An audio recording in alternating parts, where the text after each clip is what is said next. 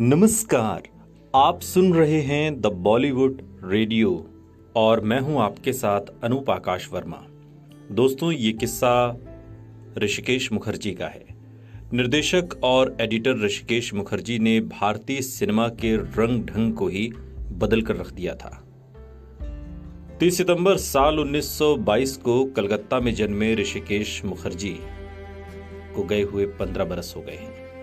ऋषिकेश मुखर्जी को प्यार से उनके करीबी ऋषिदा कहकर बुलाया करते थे। आज ऋषिदा भले ही हमारे बीच नहीं है, लेकिन अपने पीछे वो अपने चाहने वालों के लिए फिल्मों की एक विरासत छोड़ गए हैं जो हमेशा के लिए जीवित रहेगी। निर्देशक के तौर पर ऋषिकेश मुखर्जी ने एक से एक बेहतरीन और शानदार क्लासिक फिल्मों की सौगात अपने फैंस को दी, जिनमें सत्यकाम, चुपके चुपके, अनुपमा, आनंद, अभिमान, गुड्डी, गोलमाल, मझली दीदी, चैताली, आशीर्वाद, बावर्ची, नमक हराम जैसी कई फिल्में हैं।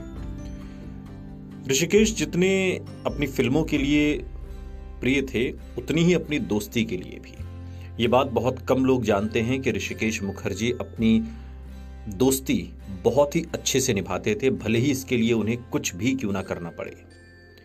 आज हम ऋषिकेश मुखर्जी के बारे में आपको इस पॉडकास्ट में बताने वाले हैं और उन्होंने अपनी सुपरहिट फिल्म आनंद का निर्माण किसे सोचकर किया था, ये आज किस्सा हम आपको सुनाएंगे।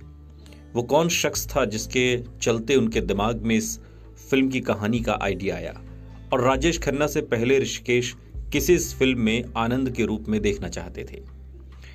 जानी मानी फिल्म पत्रकार और क्रिटिक भावना सोमाया ने एक बार अपने शो में बताया था कि फिल्म आनंद की कहानी का बीज बोया था राज कपूर की हालत ने। ऋषिकेश मुखर्जी ने राज कपूर की कई फिल्मों की एडिटिंग की थी और ऐसे में दोनों साथ में बहुत समय एक साथ बिताया करते थे। अब दोनों एक दूसरे के बहुत अच्छे दोस्त बन गए थे। जब उन्हें एक दूसरे के साथ काम नहीं होता था तो वो काफी समय एक दूसरे के साथ बिताते थे।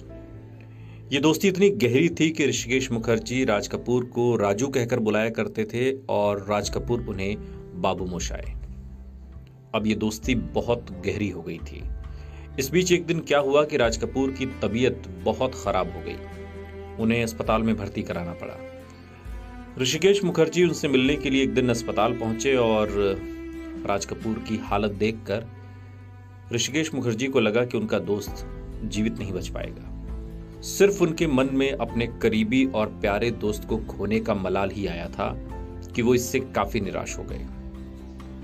राज कपूर की हालत को देखने के बाद ऋषिकेश मुखर्जी ने खूब सोचा और सोचते सोचते उनके दिमाग में फिल्म आनंद की कहानी बन गई। इसके बाद फिल्म पर काम शुरू हुआ और फिल्म की कहानी तैयार थी।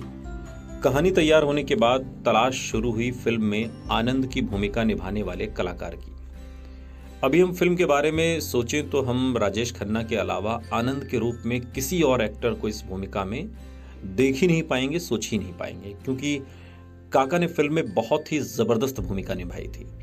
लेकिन ये बात शायद लोग नहीं जानते हैं कि राजेश खन्ना इस फिल्म के लिए ऋषिकेश मुखर्जी की पहली पसंद नहीं थे। ऋषिकेश मुखर्जी ने फिल्म आनंद की कहानी के बारे में साल 1954 में सोचना शुरू किया था। उनके दिमाग में फिल्म के हीरो के रूप में राज कपूर की छवि थी। वो आनंद के किरदार में राज कपूर को लेना चाहते थे, लेकिन इस फिल्म के कामकाज और अन्य जरूरी चीजों में करीब एक दशक बीत गया। अब राज कपूर की उम्र इतनी ज्यादा हो गई थी कि वो हीरो के किरदार में जमते नहीं। उस वक्त ऋषिकेश ने सोचा कि अगर राज कपूर नहीं तो वो उनके जैसे ही किसी एक्टर को हीरो के तौर पर लेंगे। उन्होंने इस फिल्म के लिए सबसे पहले ऑफर शशि कपूर को किया, जो राज कपूर के छोटे भाई थे। शशि कपूर को फिल्म की कहानी बिल्कुल पसंद नहीं आई तो उन्होंने इसे करने से साफ इनकार कर दिया।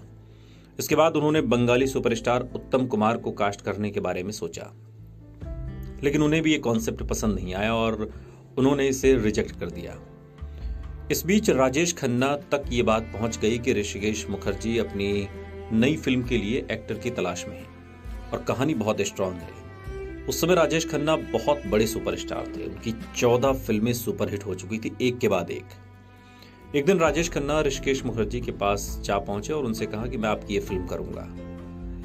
ऋषिकेश ने पहले तो उनकी बातों पर भरोसा नहीं किया, क्योंकि वो जानते थे कि राजेश खन्ना इंडस्ट्री के सबसे ज्यादा बिजी रहने वाले अभिनेता हैं। उनकी डेट्स मिलना बहुत मुश्किल होता है। राजेश खन्ना ने ऋषिकेश मुखर्जी को भरोसा दिलाया कि वो जैसे तैसे करके मैनेज कर लेंगे और उनकी फिल्म के लिए डेट्स निकाल लेंगे। उन्होंने बस ऋषिकेश मुखर्जी से हाँ करने को कहा।